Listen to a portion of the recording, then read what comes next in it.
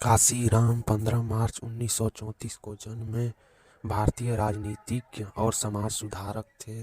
उन्होंने भारतीय वर्ण व्यवस्था में बहुजनों के राजनीतिक एकीकरण तथा उत्थान के लिए कार्य किया।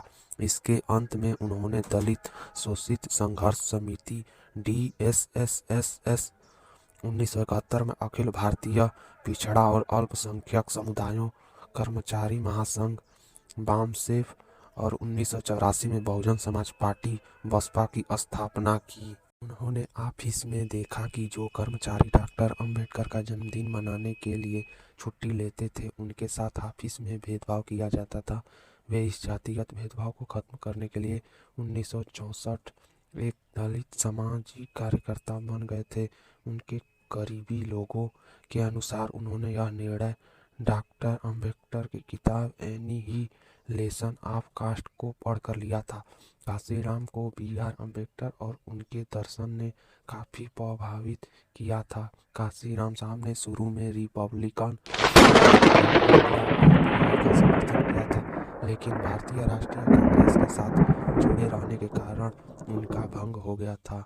इसका कारण उन्होंने 1971 में Akhil Bharatiya SC ST OBC और अल्पसंख्यक कर्मचारी संघ की स्थापना की, जो कि बाद में चलकर 1978 में BAMCEF बन गया था।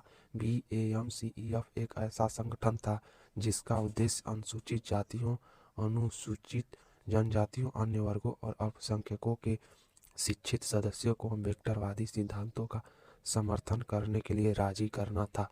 BAMCEF न तो एक राजनीतिक और न ही एक धार्मिक संस्था थी और इसका अपने उद्देश्य के लिए आंदोलन करने का भी कोई उद्देश्य नहीं था। सूर्यकांत वाघमोर कहते हैं, इस संगठन ने दलित समाज के उस संपन्न तबके को इकट्ठा करने का काम किया जो कि ज़्यादातर शहरी क्षेत्रों, छोटे शहरों में रहता था और सरकारी नौकरियों में काम करता था, तो साथ ही अपने अछूत भाइयों बहनों से भी किसी तरह के संपर्क में नहीं था। इसके बाद कांशीराम साहब ने 1981 में एक और सामाजिक संगठन बनाया जिसे दलित शोषित समाज संघर्ष समिति DSSS या DS4 के नाम से जाना जाता है।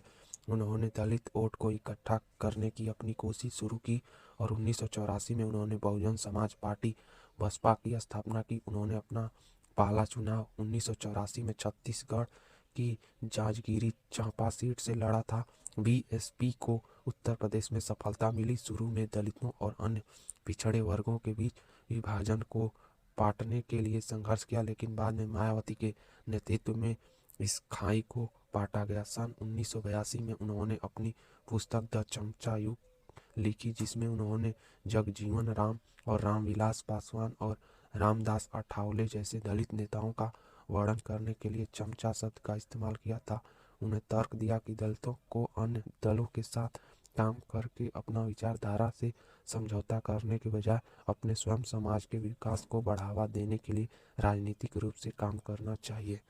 कांशीराम जी का मृत्यु 9 अक्टूबर 2006 को हुआ था।